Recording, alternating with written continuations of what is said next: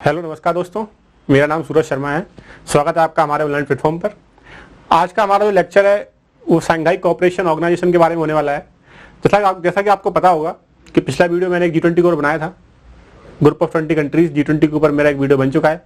आप लोगों ने उसको काफ़ी देखा और काफ़ी लोगों ने ये कहा कि इंटरनेशनल ऑर्गेनाइजेशंस और जो है उनके ऊपर वीडियो बनाया जाए, उनके ऊपर और लेक्चर बनाया जाए। तो आज का लेक्चर मैंने SCO के ऊपर बनाया है, शंघाई कोऑपरेशन ऑर्गेनाइजेशन के ऊपर। आपको पता होगा कि इंडिया इस साल G20 तो होस्ट कर ही रहा है, उसके साथ इंडिया शंघाई कोऑपरेशन ऑर्गेनाइजेशन की मीटिंग को भी इस साल हेड कर रहा है। इसका जो चेयरमैन इस साल इंडिया को बनाया गया है, इस वजह से काफ़ी ज़्यादा इंपॉर्टेंट हो जाता है। G20 की आड़ में हो ना सके कि हम SCO को भूल जाएं, तो SCO भी काफ़ी ज़्यादा इंपॉर्टेंट है। और UPSC और बाकी ऑर्गेनाइजेशंस, बाकी ज़्यादा ऑर्गेनाइजेशंस के बारे में क्वेश्चन दूसरे वनडे एग्जाम में भी आते रहते हैं। और SCO भी इस साल काफ़ी ज़्यादा न्यूज़ में है, इंडिया इसको चेयर कर रहा है। तो आपको इसके बारे में सारी नॉलेज होलिस्टिक तरीके से पता होनी चाहिए, जिससे कि आपका कोई भी क्वेश्चन SCO के बारे में आए तो एग्जाम में गलत ना हो। तो आप वीडियो को पूरा एंड में देखिए। मैं आपको एंड में ट्रिक बताऊंगा, वो ट्रिक होगी SCO के मेंबर को याद करने की। वो ट्रिक वीडियो के एंड में पता चलेगी, इसलिए आप वीडियो को एंड तक देखिएगा, जिससे कि आपको वो ट्रिक पता चल सके और इसके बारे में पूरी नॉलेज मिल सके। तो स्टार्ट करते हैं अब आज का लेक्चर अपना, है ना। तो पीछे क्वेश्चन लिखा हुआ है, वो क्वेश्चन UPSC में भी आ चुका है। तो वो क्वेश्चन में आपको शुरू में मैं क्वेश्चन इसलिए देता हूँ ताकि आपको पता चले कि जो मैं ऑर्गेनाइजेशंस पढ़ा रहा हूँ या फिर कोई टॉपिक पढ़ा रहा हूँ तो उससे रिलेटेड क्वेश्चन जो है दूसरे एग्जाम में आता रहता है। ये जरा क्वेश्चन है, वो क्वेश्चन काफी ज्यादा इंपॉर्टेंट है और ये जो लेक्चर होते हैं वो उनसे क्वेश्चन हर बार आता रहता है कहीं ना कहीं। तो स्टार्ट करते हैं अपना लेक्चर। तो आपको पता होगा ये क्वेश्चन इस क्वेश्चन के बारे में बताऊँ मैं आपको। इसमें पूछा गया है कि इंडिया इनमें से किस किस का मेंबर है। इंडिया इसमें से किस किस का मेंबर है? Asian infrastructure investment bank, missile technology control regime और शंघाई कोऑपरेशन ऑर्गेनाइजेशन। देखो UPSC इसके बारे में पूछ चुका है पहले भी, है ना।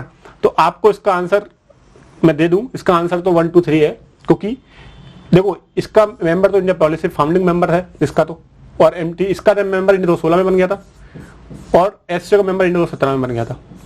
तो अगर क्वेश्चन पूछा गया तो इसके आंसर होंगे 1 2 और 3, क्योंकि इंडिया इन तीनों का ही मेंबर है। तो ये क्वेश्चन मैं आपको बताया, क्योंकि ऐसे क्वेश्चन जो है एग्जाम में आते रहते हैं, तो आप इनके ऊपर फोकस करिए। जो मैं आपको पढ़ा रहा हूँ वो SCO इस साल इंडिया चेयर कर रहा है, तो काफी ज्यादा महत्व इसका बढ़ जाता है। क्योंकि G20 के ऊपर मैंने लेक्चर बनाया था और इंडिया G20 को भी होस्ट कर रहा है, तो उसके साथ आप SCO को भूल नहीं सकते हो, क्योंकि SCO से क्वेश्चन आ गया तो गलत हो सकता है, इसलिए ठीक है। तो स्टार्ट करते हैं SCO के बारे में पूरी डिटेल में नॉलेज, है ना। देखो SCO क्या है? SCO एक Eurasian political economic and security organisation है, इंटर गवर्नमेंटल ऑर्गेनाइजेशन। देखो हुआ क्या कि 1996 में इसकी हिस्ट्री में जाएं तो 1996 में क्या हुआ था, एक ग्रुप बना, 5 कंट्री एक साथ आई, 5 कंट्री ने ग्रुप बनाया, उसको कहते हैं शंघाई 5। शंघाई 5 मतलब 5 देश एक साथ आए, जैसे कि रसिया साथ आया, चाइना आया, किर्गिस्तान आया, कजाकिस्तान आया और ये तजाकिस्तान। तो ये सारे देश साथ में आए, तो इन 5 देशों ने एक शंघाई 5 बनाया। क्या बनाया? शंघाई 5 बनाया। शंघाई 5 एक ग्रुप था जो 1996 में बना था, ठीक है। शंघाई 5 एक ग्रुप बना, 1996 में बना। इसके बाद 2001 जून 2001 में इसी का नाम शंघाई कोऑपरेशन ऑर्गेनाइजेशन पड़ गया। जब इसमें 2 और देश जुड़ गए तो इसमें टोटल 7 देश उस समय हो गए, ठीक है। उसके बाद इसमें 7 देश हो गए, है ना। शंघाई कोऑपरेशन ऑर्गेनाइजेशन 2001 में बना। उसके बाद इसमें जब 6 देश थे, इसमें एक देश और आ गया था, 6 देश हो गए इसमें। और इसका जो है एक्सपेंशन होता गया, इसका एक्सपेंशन हुआ, उसके बाद इसका चार्टर पास हुआ। तो शंघाई कोऑपरेशन ऑर्गेनाइजेशन कब बना? 2001 में बना। इसका चार्टर कब बना? 2002 में बना। और चार्टर फोर्स में कब आया? 2003 में आया। देखो इसकी हिस्ट्री ऐसी है कि 1996 में शंघाई 5 ग्रुप बना, अपडेट होकर 2001 में इसको शंघाई कोऑपरेशन ऑर्गेनाइजेशन में अपडेट कर दिया गया। 2002 में इसका चार्टर साइन हुआ और चार्टर फोर्स में कब आया? 2003 में चार्टर फोर्स में आया। और इसके 6 मेंबर थे फाउंडिंग मेंबर्स। 2001 के अंदर 6 मेंबर थे इसमें, लेकिन 2 और मेंबर इसमें 2017 में ऐड हुए। 2017 के अंदर इसमें 2 मेंबर और ऐड हुए। कौन कौन? India and Pakistan. इंडिया और पाकिस्तान SCO के मेंबर 2017 के अंदर ही बने हैं। और ये दोनों साथ साथ क्यों बने? क्योंकि आपको पता है कि इंडिया बनेगा तो पाकिस्तान भी साथ में आएगा, क्योंकि चाइना इसमें ग्रुप में था, तो चाइना ने कहा कि अगर इंडिया को बनाना है तो पाकिस्तान को बनाना पड़ेगा। पहले इंडिया क्या है, इसका कौन था? इसका एक ऑब्जर्वर मेंबर था। देखो क्या था कि शंघाई कोऑपरेशन ऑर्गेनाइजेशन, इसका हेडक्वार्टर आप याद रखना, इसका हेडक्वार्टर जो है बीजिंग में है। नाम पे मत जाना आप, क्योंकि शंघाई कोऑपरेशन ऑर्गेनाइजेशन में शंघाई आ रहा है, लेकिन इसका हेडक्वार्टर बीजिंग चाइना में है। ये एक ट्रिविया है, इसको आप याद रखिएगा, क्योंकि ऑर्गेनाइजेशन के नाम में शंघाई आ रहा है तो आपको लगेगा कि शंघाई में इसका हेडक्वार्टर है, लेकिन इसका हेडक्वार्टर बीजिंग चाइना में है। ये भी याद रखना आप। अब मैंने बताया आपको 2017 में इंडिया और पाकिस्तान इसके मेंबर बने।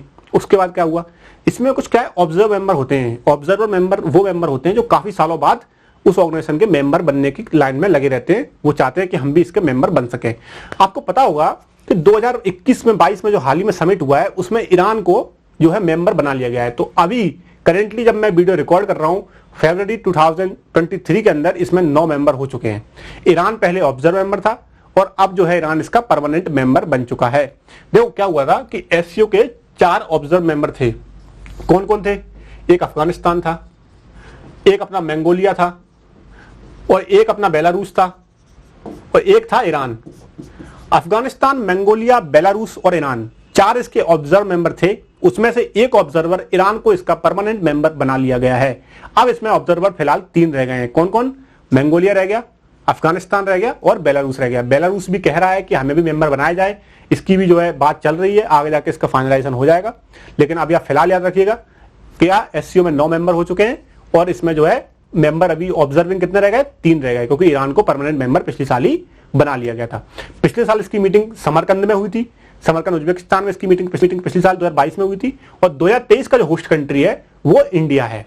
इसकी हिस्ट्री बताई मैंने। 1996 में संघाई 5 बना, 2001 में एससीओ बना, 2002 में इसका चार्टर बना, 2003 में इसका चार्टर फॉर्म में आया, 2017 में पाकिस्तान और इंडिया इसके मेंबर बने, और 2023 में इंडिया इसको होस्ट कर रहा है। मैंने आपको इसके बारे में पूरे फैक्ट बता दिए। अगर आप इतने फैक्ट याद रखोगे तो आपको याद रहेंगे। इसका हेडक्वार्टर कहां पर है? बीजिंग में है इसका हेडक्वार्टर, संघाई में नहीं है, बीजिंग में इसका हेडक्वार्टर है। ये याद रखना आप। इनमें से ही क्वेश्चन आता है मेनली वनडे एग्जाम्स के अंदर और मध्य प्रदेश प्रीलिम्स के अंदर एग्जाम आएगा अगर पीएससी में, तो इसमें से ही कोई ना कोई क्वेश्चन आएगा। अपन इसके बारे में और डिटेल में देखते हैं, इसके बारे में आपको पूरी और नॉलेज देता हूं। इसमें क्या था कि देखो ये एक परमानेंट इंटरगवर्नमेंटल इंटरनेशनल ऑर्गेनाइजेशन है, Eurasian political economic military organisation है। इसका जो काम क्या है, जो रीजन में पीस, स्टेबिलिटी, कॉपरेशन, इन सबको प्रमोट करना जो है एससीओ का काम है। उसके बाद एससीओ का चार्टर बताया मैंने आपको 2002 में साइन हुआ और इसका चार्टर 2003 में फोर्स में आया। ठीक है, आगे चलते हैं अपन। तो इसकी स्ट्रेंथ बताऊं, एससीओ में क्या था। एससीओ में बहुत सारी चीजें हैं जो एससीओ के बारे में आपको कई मेंस में भी अगर आ जाए लिखने के लिए कि एससीओ में क्या क्या इंपोर्टेंट है इसका, तो एससीओ में आप याद रखना, एससीओ में दुनिया की 40% पॉपुलेशन, दुनिया की 20% जीडीपी और दुनिया का 22% लैंड मास। मतलब एससीओ में अभी जो फिलहाल 9 देश आते हैं, 9 कंट्रीज जो एससीओ के मेंबर बन चुके हैं, वो दुनिया की 40% पॉपुलेशन को होल्ड करते हैं। मतलब देख रहे हो आप, दुनिया की 40% पॉपुलेशन इन 8 देशों के अंदर ही पाई जा रही है। उसके बाद 20% दुनिया की जीडीपी, काफी ज्यादा जीडीपी हो जाती है दुनिया की 20%। उसके अलावा 22% दुनिया का लैंड मास जो है इन एससीओ कंट्रीज के अंदर है ना। ये सारे फैक्ट आप याद रखना कि दुनिया की 40% पॉपुलेशन, दुनिया की 20% जीडीपी और दुनिया का 22% land mass SCO members hold करते हैं। ये सारे के सारे फैक्चुअल डाटा याद रखना आप, ये आपको कभी मेंस में काम आ जाएंगे और ये काफ़ी ज़्यादा स्ट्रेटेजिकली इंपॉर्टेंट है इंडिया के लिए।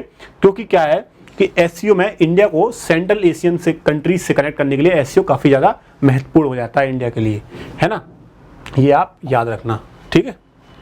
उसके बाद इसकी जेनेसिस के बारे में बताया मैंने आपको, संघाई 5 बना कैसे क्या हुआ, ये सब बता चुका हूँ मैं आपको, जो यहाँ पे लिखा हुआ है। उसके बाद क्या हुआ, और इंडिया और पाकिस्तान इसके मेंबर 2017 में बने। प्री में अगर आ जाए कि इंडिया एससीओ का मेंबर किस साल बना, तो 2017 के अंदर बना, 2017 के अंदर। ये फैक्ट आप याद रखना, ये एग्जाम के लिए काफ़ी ज़्यादा इंपॉर्टेंट है, ठीक है। उसके बाद इसमें क्या है, इसमें स्ट्रेंथ करना म्यूचुअल ट्रस्ट को और नेबरहुड में अपनी जो है पॉलिसी, नेबरहुड फर्स्ट की पॉलिसी होती है, तो पाकिस्तान के अच्छे रिश्ते बनाना।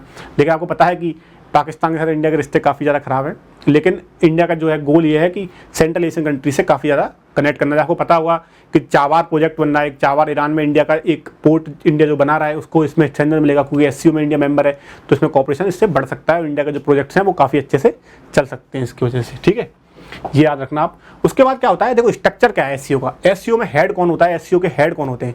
देखो सबसे बड़ी बॉडी जो एससीओ की होती है वो हेड ऑफ स्टेट होती है। मतलब इंडिया में इस साल जो मीटिंग होने वाली है ना एससीओ की, उसमें जो है सारे देशों के जो 9 देश हैं एससीओ के, उनके जो हेड ऑफ स्टेट हैं, कहीं के प्रेसिडेंट होते हैं, कहीं प्राइम मिनिस्टर, वो सारे के सारे इसमें जो है पार्टिसिपेट करते हैं। जैसे कि इसकी एक मीटिंग होती है हेड ऑफ स्टेट काउंसिल की। हेड ऑफ स्टेट काउंसिल में सभी देशों के, सभी मेंबर देशों के कौन आते हैं, वहाँ के प्रेसिडेंट और प्राइम मिनिस्टर जो इसमें पार्टिसिपेट करते हैं। इसकी मीटिंग हर साल होती है और इसकी मीटिंग जो है रोटेट होती रहती है। रोटेट कैसे होती है, अल्फ़ाबेटिकल ऑर्डर में। जैसे कि रसियन लैंग्वेज है उसके हिसाब से रोटेट होती रहती है अल्फ़ाबेटिकल ऑर्डर में। जो मेंबर कंट्रीज होते हैं ना, उनमें ही हर साल इसकी जो प्रेसिडेंसी है वो रोटेट होती रहती है। इस साल प्रेसिडेंट कौन है, इंडिया है, और लास्ट ईयर इसकी मीटिंग हुई थी समरकंद में हुई थी। ये भी आप याद रखना है। इसकी सबसे बड़ी जो मीटिंग होती है वो हेड ऑफ स्टेट काउंसिल की होती है। उसके अलावा head of government council, council of minister for foreign affairs की मीटिंग अलग होती है, और regional anti terrorist structure organisation RATS. अब मैं आपको बता रहा हूँ रेट्स के बारे में। काफी ज्यादा इंपॉर्टेंट है।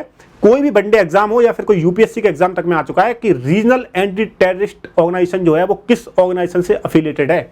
मतलब regional anti terrorist structure organisation जो है रैट्स, ये एससीओ से रिलेटेड है। पहला फैक्ट तो यही है कि ये एससीओ से रिलेटेड है। क्वेश्चन अगर आएगा तो यही आएगा कि रैट्स किससे रिलेटेड है। ऑप्शन दे देगा एससीओ, G20, G7 कुछ भी दे देगा। तो आपको याद रखना है कि जो रैट्स है वो एससीओ से रिलेटेड है। तो ये पहला फैक्ट याद रखना। ये जो है एंटी टेररिस्ट एक्टिविटी जो होती है, एंटी टेररिज्म जो एक्टिविटी है, उनको काउंटर करने के लिए काम करता है। और इसका हेडक्वार्टर कहाँ है? इसका हेडक्वार्टर याद रखना, ताशकंद, उज्बेकिस्तान। रैट्स का हेडक्वार्टर भी पूछा सकता है किसी वनडे एग्जाम में, आने वाले पटवारी एग्जाम में, एमपीपीएससी प्री में, कि रैट्स का हेडक्वार्टर कहाँ पर है, regional anti terrorist structure organisation का हेडक्वार्टर कहाँ पर है, तो उज्बेकिस्तान के ताशकंद में इसका जो है हेडक्वार्टर है। ये भी आप याद रखिएगा, ये एक इंपॉर्टेंट फैक्ट है। और बाकी इसकी जो मीटिंग होती है बता दिए मैंने आपको। सबसे बड़ी मीटिंग इसकी हेड ऑफ स्टेट काउंसिल की है, जहाँ पे सभी देशों के हेड मिलते हैं हर साल, और इसकी जो है अपने जो म्यूचुअल ट्रस्ट, इकोनॉमी, कल्चरल, सब चीज़ों के बारे में जो है डिस्कस करते हैं कि कैसे कैसे कॉपरेशन को और ज़्यादा बढ़ाया जाए। ठीक है, अपन आगे चलते हैं अगली स्लाइड पे। देखो ये जो स्लाइड मैं दे रहा हूँ उसकी पीडीएफ आपको हमारे टेलीग्राम ग्रुप में मिल जाएगी ऑलरेडी। आप जो मैं बोल रहा हूँ आप उसको नोट कर लीजिएगा। ये एक फैक्ट शीट बनाइए। मैंने बोला था आपसे, जो फैक्ट बताता हूँ मैं आपको, जैसे मैंने आपको बताया था कभी कि एससीओ में दुनिया के 40% पॉपुलेशन रहती है, 20% जीडीपी है। तो ये सारे फैक्ट आपको मेंस में अगर आप लिखोगे तो आपका इंप्रेशन बहुत अच्छा पड़ेगा। तो आप इन सब फैक्ट को लिख लीजिएगा, क्योंकि ये भूल जाते हैं अपन। ठीक है, देखो इसके जो अभी हेड है वो कौन है। अभी एससीओ के हेड बता दूँ मैं आपको, झांग मिंग जो है अभी जो है एससीओ के हेड है, चाइनीज है, सेक्रेटरी जनरल ऑफ एससीओ। ये भी याद रखिएगा, इनका फोटो लगाए यहाँ पर, इनका फोटो आप देख सकते हो। ये भी इनके हेड है, इनको आप याद रखना, कभी प्री में आ जाए या फिर कोई वनडे एग्जाम में आ जाए। और एससीओ का जो सेक्रेटरीट है वो बीजिंग में है। तो नाम में तो शंघाई है, शंघाई कोऑपरेशन ऑर्गेनाइजेशन, लेकिन इसका हेडक्वार्टर कहाँ है? बीजिंग में है। ये आप याद रखिएगा। ठीक है, उसके अलावा इसकी ऑफिशियल लैंग्वेज, इसकी 2 ऑफिशियल लैंग्वेज है, चाइनीज और रशियन। चाइनीज और रशियन 2 इसकी है ऑफिशियल लैंग्वेज है। किसकी? एससीओ की। ये भी आप याद रखिए। हिंदी इसमें ऑफिशियल लैंग्वेज नहीं है, इंडिया की हिंदी लैंग्वेज इसकी ऑफिशियल लैंग्वेज नहीं है। चाइनीज और रशियन 2 ही लैंग्वेज है जो इसकी ऑफिशियल लैंग्वेज है। किसकी? एससीओ की। ठीक है, ये याद रखना आप। वो इनके सेक्रेटरी जनरल झांग मिंग, आपको याद रखना है इसको भी, कोई ये भी आने वाले एग्जाम में आ सकता है। अब इसमें पूरा बताया गया है कि एससीओ कैसे बना। देखो इंडिया पाकिस्तान 2017 में इसके मेंबर बने, ईरान को अभी फिलहाल में मेंबर बनाया गया, और बेलारूस भी इसकी दौड़ में है, रेस में है। बेलारूस इसका एक पहले ऑब्जर्विंग मेंबर था, बताया था मैंने आपको। 4 ऑब्जर्वर थे इसके, बेलारूस, मंगोलिया, अफगानिस्तान, ये इसके पहले कौन थे? ऑब्जर्वर थे। इसमें से बेलारूस भी कह रहा है कि हमें भी अब क्या बनाओ, परमानेंट मेंबर एससीओ का बनाओ, क्योंकि ईरान पिछले साल बन ही चुका है। और इसके कुछ डायलॉग पार्टनर्स होते हैं। वो क्या है कि एससीओ में कुछ तो होते हैं ऑब्जर्वर मेंबर, उसके बाद कुछ होते हैं dialogue partners. Dialogue partner countries वो कंट्रीज होते हैं जो मीटिंग में पार्टिसिपेट तो करते हैं, लेकिन जो फॉर्मल डॉक्यूमेंट, जो बाद में जब मीटिंग हो जाती है उसके बाद एक डॉक्यूमेंट जारी होता है, उसमें उनका कोई भी साइन या फिर उनके हेड ऑफ स्टेट के साइन नहीं रहते हैं। ये डायलॉग पार्टनर्स में मैं आपको एग्जांपल दूं, इंडिया के नेबरिंग में नेपाल, श्रीलंका, अजरबैजान, कोंगो, ये सब जो हैं ऐसे मेंबर हैं जो इसके जो है 6 डायलॉग पार्टनर्स हैं। डायलॉग पार्टनर्स का क्या है, रोल केवल मीटिंग में पार्टिसिपेट करने तक ही रहता है। काफ़ी सीमित रोल रहता है इनका, ज़्यादा कोई हस्तक्षेप इनका ज़्यादा नहीं रहता ऑर्गेनाइजेशन के अंदर। लेकिन ऑब्जर्वर जो होते हैं वो काफ़ी ज़्यादा इंपॉर्टेंट होते हैं। वो जो ऑब्जर्वर आप 4 थे, अब 3 रह गए, आप उनको याद रखिएगा। कौन कौन से? बेलारूस, अफगानिस्तान और मंगोलिया। देखिए इस चार्ट में दिया हुआ है, इस चार्ट में पूरी इसकी हिस्ट्री दी हुई है कि 2001 में शंघाई कोऑपरेशन ऑर्गेनाइजेशन 2001 में बना था। उसके बाद इसका चार्टर 2002 में साइन हुआ और 2003 में उसका चार्टर जो है फोर्स में आया।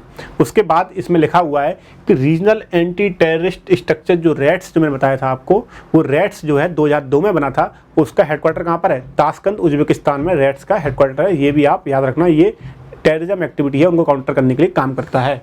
उसके बाद अपने प्राइम मिनिस्टर नरेंद्र मोदी जी ने एक स्ट्रेटजी से रिलेटेड, वो स्ट्रेटजी का नाम था सिक्योर स्ट्रेटजी। सिक्योर स्ट्रेटजी एक एक्रोनिम है, उससे रिलेटेड मैं बता रहा हूँ आपको। इसके पांचों के पांचों नाम जो हैं, एस से होता है सिक्योरिटी ऑफ द सिटीजन्स, ई से होता है इकोनॉमिक डेवलपमेंट फॉर ऑल, सी से है कनेक्टिंग द रीजन, यू से है यूनाइटिंग अवर पीपल, आर से है respect for sovereignty and integrity, और ई से है इन्वायरमेंटल प्रोटेक्शन। तो ये सिक्योर स्ट्रेटजी अपने प्राइम मिनिस्टर नरेंद्र मोदी जी ने एससीओ की मीटिंग में दी थी। आपसे कोई पूछ ले कि सिक्योर स्ट्रेटजी किस ऑर्गेनाइजेशन से रिलेटेड है, जो अपने प्राइम मिनिस्टर ने रखी थी, वो एससीओ से रिलेटेड है। किससे? शंघाई कोऑपरेशन ऑर्गेनाइजेशन से। शंघाई कोऑपरेशन ऑर्गेनाइजेशन का हेडक्वार्टर कहाँ पर है? बीजिंग में है। तो ये भी आप याद रखिएगा, ठीक है। उसके बाद आगे चलते हैं। आगे इसमें बता चुका हूँ मैं आपको, सबसे बड़ी मीटिंग इसकी हेड ऑफ स्टेट काउंसिल की होती है, उसके बाद हेड ऑफ गवर्नमेंट काउंसिल की, और एक फॉरेन मिनिस्टर्स की, और एक होती है रैट्स की, रीजनल एंटी टेररिस्ट स्ट्रक्चर की। ये सब बता चुका हूँ मैं आपको, है ना। सबसे बड़ी मीटिंग इसकी हेड ऑफ स्टेट काउंसिल की ही होती है। ठीक है, ये बता चुका हूँ मैं आपको। उसकी स्टैंड बता चुका हूँ कि दुनिया की 40% पॉपुलेशन, 22% लैंड मास और 20% जीडीपी एससीओ कंट्रीज होल्ड करते हैं। ये सब बता चुका हूँ मैं आपको। इसका इंपोर्टेंस इंडिया के लिए क्या है, देखो इंडिया का बताया था मैंने आपको, इंडिया के जो है सिविलाइजेशनल लिंक्स सेंट्रल एशिया से काफ़ी ज़्यादा हैं। अपनी जो सेंट्रल एशियन पॉलिसी है उसको हेल्पफुल करेगा इसको, ये जो एससीओ की जो है, जो एससीओ की जो मेंबरशिप है इंडिया के लिए, वो इंडिया की जो सेंट्रल एशियन पॉलिसी है उसको काफ़ी ज़्यादा हेल्पफुल होगा इसमें। और इसके अलावा जो है अपना जो चाबार पोर्ट बन रहा है ईरान में, उसमें ये हेल्पफुल होगा क्योंकि ईरान के साथ कोऑर्डिनेशन बढ़ेगा, क्योंकि ईरान भी इसका मेंबर बन चुका है। तो ये सारी जो चीज़ें हैं इंडिया में, इंडिया के लिए काफ़ी ज़्यादा हेल्पफुल रहेंगी। ये इसका इंपॉर्टेंस है इंडिया के लिए, ठीक है। उसके बाद मैंने आपको सब बता दिया। इसके अलावा कुछ इसमें इंपॉर्टेंट नहीं है जो आपके एग्जाम में आ सके। उसके अलावा इंडिया की जो आपको बता हुआ तापी पाइपलाइन, जो तापी पाइपलाइन 4 देशों से निकल रही है, तुर्कमेनिस्तान, अफगानिस्तान, पाकिस्तान और इंडिया। आपको एक चीज़ और बताऊं मैं कि तुर्कमेनिस्तान एक देश है जो स्विट्जरलैंड की तरह है, काफ़ी न्यूट्रल रहता है। मतलब स्विट्जरलैंड भी काफ़ी ज़्यादा न्यूट्रल रहता है हर जगह, आपको पता होगा इंटरनेशनल ऑर्गेनाइजेशंस में। ऐसे ही तुर्कमेनिस्तान एक ऐसा देश है जो न्यूट्रल रहता है। तो आपसे पूछा जाए कि सेंट्रल एशियन कंट्रीज 5 हैं, कौन कौन सी? कजाकिस्तान, उज्बेकिस्तान, तुर्कमेनिस्तान, किर्गिस्तान और ताजिकिस्तान। इन 5 में से एक जो एससीओ की मेंबर नहीं है वो है तुर्कमेनिस्तान। आपको मैं बता दूं हाईलाइट करके, कभी यूपीएससी पूछ लेता है ऐसे क्वेश्चन। तुर्कमेनिस्तान एससीओ का मेंबर नहीं है। तुर्कमेनिस्तान को आप याद रखने के लिए मान सकते हो कि ये एक स्विट्जरलैंड जैसा देश है जिसमें ये क्या है कि न्यूट्रल रहता है काफ़ी, ये कोई ज़्यादा पार्टिसिपेट नहीं करता इंटरनेशनल ऑर्गेनाइजेशंस में, न्यूट्रल देश है स्विट्जरलैंड की तरह। तो तुर्कमेनिस्तान एससीओ का मेंबर नहीं है। तो याद रखना आप कि 5 सेंट्रल एशियन देशों में से तुर्कमेनिस्तान एससीओ का मेंबर नहीं है, बाकी 4 हैं। तो टोटल मेंबर कितने हैं? 9, उसमें से तुर्कमेनिस्तान नहीं है, बाकी 4 हैं। तो आपको याद करने के लिए काफ़ी आसानी होगी कि कौन कौन से एससीओ के मेंबर हैं। कभी अगर आ जाए कि which of the following are members of SCO, option में जो है तुर्कमेनिस्तान दिया रहेगा तो आप उसको टिक कर दीजिएगा, तुर्कमेनिस्तान इसका मेंबर नहीं है। तो ये मैंने बता दिया आपको, तुर्कमेनिस्तान को याद रखना, ये मेंबर है नहीं है और ये काफ़ी न्यूट्रल देश है, काफ़ी ज़्यादा पार्टिसिपेट ये नहीं करता है ऑर्गेनाइजेशंस के अंदर। और तापी पाइपलाइन और IPI, Iran, Pakistan, India pipelines, इनको बढ़ाने के लिए भी एससीओ में कोऑर्डिनेशन अगर हो गया तो इंडिया के जो बिजनेस हैं इन पाइपलाइंस के जरिए इंडिया जो है गैस इंपोर्ट कर सकता है। तो ये सब में काफ़ी ज़्यादा हेल्पफुल रहेगा इंडिया के लिए। ये इसकी इंपॉर्टेंस है इंडिया के लिए इस ऑर्गेनाइजेशन की, ठीक है। तो ये हो गया अपना। उसका रेट्स के बारे में बता चुका हूँ मैं आपको, रेट्स का हेडक्वार्टर ताशकंद उज्बेकिस्तान में बता चुका हूँ मैं आपको। इसकी एक मिलिट्री एक्सरसाइज होती है एससीओ मेंबर्स की, पीस मिशन 2018 में एक एक्सरसाइज हुई थी। कौन सी एक्सरसाइज? मिलिट्री एक्सरसाइज हुई थी पीस मिशन 2018, जो कि एससीओ मेंबर के बीच में हुई थी। ये भी याद रखना आप, ठीक है। उसके अलावा कल्चरल कैपिटल, एससीओ ने अपनी कल्चरल कैपिटल वाराणसी को घोषित किया है। ये भी आ सकता है कि कल्चरल कैपिटल किसने घोषित किया। मैंने आपको बताया था लास्ट वीडियो में कि G20 ने कल्चरल कैपिटल खजुराहो को घोषित किया है। किसने? G20 ने। लेकिन एससीओ ने कल्चरल कैपिटल वाराणसी को घोषित किया है। ये सारे फैक्ट प्रीलिम्स के लिए काफ़ी ज़्यादा इंपॉर्टेंट है, आने वाले प्रीलिम्स के लिए। कल्चरल कैपिटल किसने घोषित किया है? वाराणसी को एससीओ ने किया है। ये आप याद रखिएगा, ठीक है। ये अपना आखिरी स्लाइड थी। इसके बाद मैं आपको एक ट्रिक बताऊँ, तो वो ट्रिक ऐसी है, वो ट्रिक मेंबर याद करने की ट्रिक है। इसका नाम आप याद रखिएगा, इस ट्रिक का नाम है पिक टर्की। देखो इसमें जो टर्की है ना, इसमें ईवाई का मतलब कुछ भी नहीं है। पिक का मतलब होता है पाकिस्तान, इसका मतलब ईरान, इसका मतलब आप चाइना मान लो, इसका किर्गिस्तान, इसका आप मान लो इसका आप तजाकिस्तान, इसका उज्बेकिस्तान, इसका रसिया। तो तुर्कमेनिस्तान इसका मेंबर है नहीं, तो तीसरे तजाकिस्तान ही रह गया था। तो पिक टर्की से आप इसका जो टर्की इसका मेंबर नहीं हालांकि, लेकिन ये ट्रिक है एक याद करने की, इनका मेंबर आप याद कर सकते हो इससे। पिक से क्या आएगा? P Pakistan, Iran, China, Tajikistan, Turkmenistan तो इसमें है नहीं, तो तजिकिस्तान आ जाएगा, उज्बेकिस्तान और रसिया। तो ये सारे मेंबर आप इससे याद कर सकते हो। मैंने आपको ट्रिक एक बताई है कि तुर्कमेनिस्तान इसका मेंबर नहीं है। यही अगर कोई फंसाने का क्वेश्चन आया तो तुर्कमेनिस्तान ऑप्शन में दे देगा, वो आप याद रखना। इसके बारे में मैंने आपको हिस्ट्री बताई, 1996 से इसकी हिस्ट्री शुरू होती है। इंडिया पाकिस्तान 2017 में इसके मेंबर बनते हैं और इसकी मीटिंग 2023 में इंडिया में होने वाली है। और जो इसका कल्चरल कैपिटल वाराणसी को बनाया गया है। दुनिया का कितना % लैंड, कितना % GDP होल्ड करते हैं बताया मैंने आपको। इसके बारे में प्रीलिम्स में रीजनल एंटी टेररिस्ट ऑर्गेनाइजेशन, इसके बारे में बताया। रेट्स, अगर क्वेश्चन आया एससीओ से रिलेटेड तो इन सबसे ही रिलेटेड आएगा। आप इसको एकदम ध्यान से देखिए और PDF आप डाउनलोड कर लेना, तो आप पढ़ लेना इसको। Thank you very much, all the best.